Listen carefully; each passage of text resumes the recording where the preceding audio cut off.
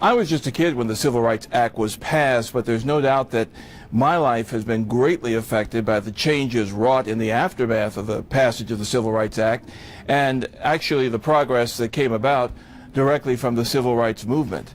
Because of the pressure that was brought to bear, I was able to attend an elite university, Northwestern, and gain a journalism degree.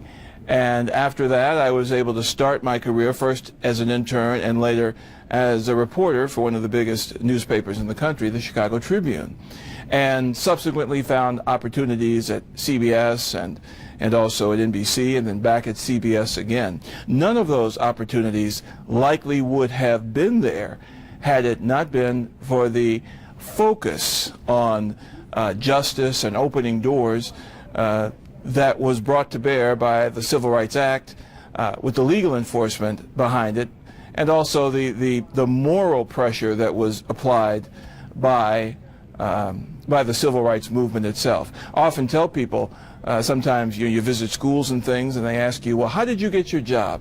And I tell them, Martin Luther King got me my job. That's what opened the doors.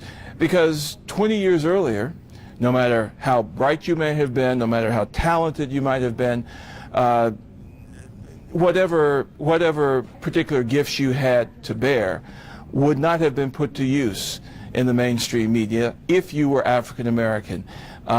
So the doors that were opened to many African Americans, I was fortunate to be a part of the generation that was able to take advantage of the opening of those doors and really the opening of American society.